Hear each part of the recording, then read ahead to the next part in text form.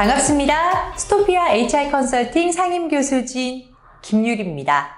오늘은 스마트한 김대리의 센스 있는 업무보고 꿀팁에 대해 준비했습니다.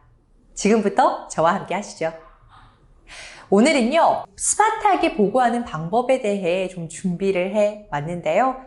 보고서 작성부터, 보고서 할 때의 나의 이미지와 스피치적인 꿀팁, 더 나아가서 보고를 하는 것도 중요하지만 지시를 받는 것도 중요합니다.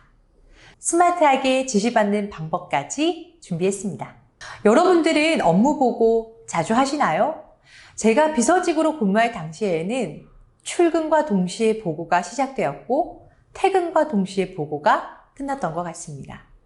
사실 퇴근을 해서도 보고하는 경우도 종종 있긴 했는데요. 업무적인 특성이라 어쩔 수 없었던 것 같습니다. 많은 직장인분들이 이렇게 이야기하십니다. 보고로 시작해 보고로 끝나는 회사 생활. 보고 정말 어렵죠. 어떻게 해야 할지도 잘 모르겠고 어떤 부분부터 이야기를 해야 될지도 모르겠다고 많이 이야기하십니다. 그래서 오늘 제가 조금 더 명쾌하게 이야기를 해드리면 어떨까 생각해서 준비를 해봤는데요. 먼저 이 내용을 좀 보시면 좋을 것 같습니다. 보고서를 작성할 때요, 우리 신문을 생각해 보면 좋을 것 같아요. 신문을 보면 가장 앞면, 가장 윗부분에 아주 굵고 큰 글씨로 나와 있는 내용을 보면 어제는 이 내용이 가장 중요했구나. 이런 사건이 있었구나. 알 수가 있잖아요. 보고서도 마찬가지입니다. 신문의 헤드라인 카피처럼 가장 윗부분은 가장 중요한 내용으로 작성해 주시면 됩니다. 두 번째는 좋은 기획서나 보고서를 많이 읽어보시는 겁니다. 그리고 많이 작성해 보시는 것도 좋은 꿀팁이 될 수가 있습니다.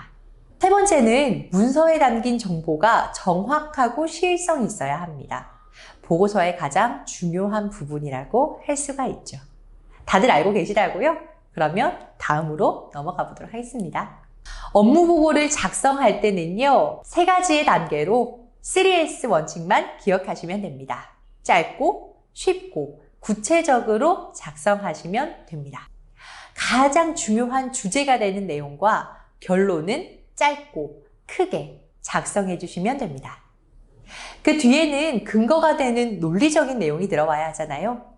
쉽게 작성해 주시면 됩니다. 그리고 이 이후에는 어떤 실행 계획이 있는지, 그래서 앞으로의 대처 방안은 어떤지 보고를 마지막에 해야겠죠? 거기에 대해서는 구체적으로 작성해 주시면 됩니다. 어떠세요, 여러분? 이렇게 3S 원칙만 들었는데도 보고서 작성이 무언가 쉬워지는 느낌이 좀 드신다고요? 실습을 통해서 이 강의는 함께하면 더욱 재밌을 것 같은데요. 그때는 만나서 같이 하면 좋을 것 같습니다. 이렇게 보고서를 작성을 하셨다면 다시 한 번 더 생각해 보시는 내용이 필요합니다. 지금 내가 작성한 이 문서 왜 만들었지? 이게 분량에 대한 대처 방법이었나? 납기일에 대한 부분이었나? 목적성을 분명히 하시는 게 가장 중요한 작성 꿀팁이라고 할 수가 있겠습니다. 보고받는 사람의 스타일도 좀 확인을 하시면 좋을 것 같은데요. 총무팀의 김 팀장님은요, 아주 간결하게 말하는 걸 좋아합니다. 그분에게 보고를 할 때는 아주 간결하면서도 쉽고 짧게 보고를 하는 게 중요하겠죠. 옆 팀의 경영지원팀의 팀장님은요, 아주 길게 이야기를 하기를 원하십니다. 그런 팀장님께는 또 맞추어서 길고 정확하고 논리적으로 부연 설명을 더해서 보고를 하는 게 훨씬 더 효과적이겠죠. 피보고자 관점에서 보고받고 싶은 내용이 무엇인지 알아야 합니다. 보고받고 싶은 내용이 어떤 것인지를 알아야 보고하기가 쉬워집니다. 이 정도도 다 잘하고 계시다고요?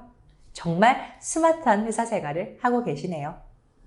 이렇게 보고서가 작성되었다면 이제 보고하러 가셔야죠? 업무 보고를 하실 때 이 스피치적인 부분도 많이 어려워합니다. 어떤 부분부터 이야기를 해야 할까 잘 모르겠다. 이야기를 하다 보니까 두서없이 말이 길어진다. 이 프레 기법만 생각해 주시면 될 것 같습니다. 포인트, 리즈, example, 그리고 다시 포인트입니다. 포인트, 주제가 되는 내용. 아까 우리 보고서 작성할 때 헤드라인 카피처럼 작성하셨죠? 그 내용을 가장 처음에 이야기를 하시면 됩니다. 거기에 대한 이유도 필요합니다. 그 이유는 바로 뒷받침해서 이야기를 해주시면 됩니다. 왜 납기일이 연장이 되어야 하는지, 이 물품에 대한 불량이 왜 발생했는지 여기에 대한 근거 자료도 필요하죠. example, 세 번째 말씀해 주시면 됩니다. 그리고 마지막에 다시 한 번 더 결론을 제시하면서 내가 보고하고자 하는 목적이 무엇인지, 내가 어떤 내용을 보고하려고 왔는지 다시 한 번 더 이야기해 주시면 완벽하게 스피치 하실 수 있습니다. 어렵다고요? 그렇다면 이 방법은 어떠세요? 먼저, 빨리, 제때, 자주 하시는 겁니다. 진행 상황을 먼저 보고하십시오. 상사가 물어보기 전에 먼저 보고해야 여유롭게 대처할 수 있습니다. 보고는요, 빨리 하십시오. 만약 납기보다 일찍 준비가 끝났다면 빨리 보고하는 게 훨씬 효과적으로 도움됩니다. 제때 보고하십시오. 보고 기한을 절대 넘겨서는 안 된다는 거 다들 알고 계시죠? 자주 보고하십시오. 작업량이 많거나 기한이 긴 업무 같은 경우는 중간중간 느슨해질 수 있기 때문에 자주 보고해서 업무가 어떻게 진행되는지 서로 간의 커뮤니케이션을 하는 게 가장 중요하다고 할 수가 있습니다. 이렇게 스피치까지는 완벽하게 됐는데 복장이 안 갖추어지면 또 여기서 업무적으로 조금 마이너스가 되지 않을까. 내 이미지, 내 품격, 내가 이렇게 열심히 보고서를 작성하고 스피치 스킬까지 준비를 했는데 우리 외적인 이미지도 조금 신경을 쓰자고요. 미국의 사회학자인 알버트 메르비언이 사람의 첫 인상을 결정하는 요소에 대해서 사회조사를 실시했습니다. 바로 메르비언 법칙이 이렇게 나오게 됐는데요. 무려 97%나 차지하는 부분이 시각과 청각적인 부분이었습니다. 사람은요, 첫인상을 결정할 때 또는 호감을 결정하는 요소가 이 사람이 어떤 말을 하느냐가 아니라 이 사람의 목소리, 억양, 그리고 외적인 부분, 자세, 태도, 표정, 이런 깔끔한 복장 등의 시각적인 부분이라고 했습니다. 그렇다면 우리도 보고를 할 때 어떻게 하는 것이 좋을까요? 완벽하게 보고서가 작성이 되었다면 우리 시각적인 부분과 청각적인 부분도 함께 준비를 하는 것이 더 좋겠죠? 업무 보고를 잘하는 김대리님은요, 머리끝부터 발끝까지 업무 보고 준비가 되어 있습니다. 그래서 매월 첫 주 월요일은 아침 일찍부터 월간 회의를 시작하는데요. 그때마다 아주 깔끔한 정장 차림으로 출근합니다. 내가 조금 버벅거려도 내 외적인 깔끔한 복장, 자신감 있는 태도가 내 버벅거리는 말투를 커버해 줄 수 있습니다. 어떻게요? 55%의 시각적인 요소가 긍정적인 효과를 가져다 주기 때문입니다. 준비된 깔끔한 복장은요, 비즈니스 품격을 높여줄 뿐만 아니라 나를 더 돋보이게 만듭니다. 그리고 신뢰성이 생기죠.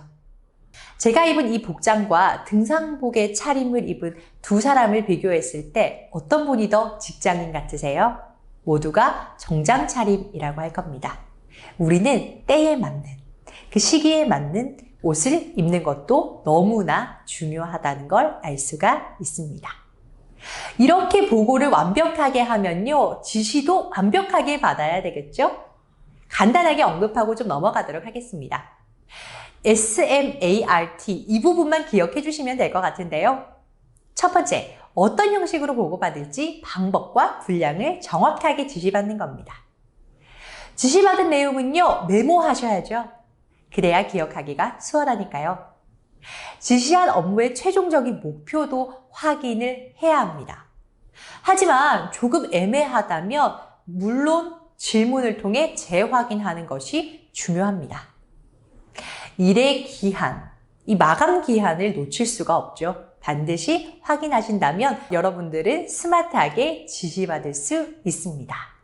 오늘은 이렇게 보고와 지시에 대한 이야기를 좀 나누어 봤습니다. 사실 이 보고를 어떻게 하면 더 스마트하게 할 수 있는지 여기에 센스를 좀 곁들이면 어떨까라는 내용을 저는 좀 준비를 해봤는데요. 여러분과 만나게 된다면 조금 더 재미있게, 조금 더 유익하게 시간을 함께 할 수 있을 것 같습니다. 오늘 유익한 시간 감사합니다. 저는 스토피아 HR 컨설팅 상임 교수진 김유리였습니다. 감사합니다.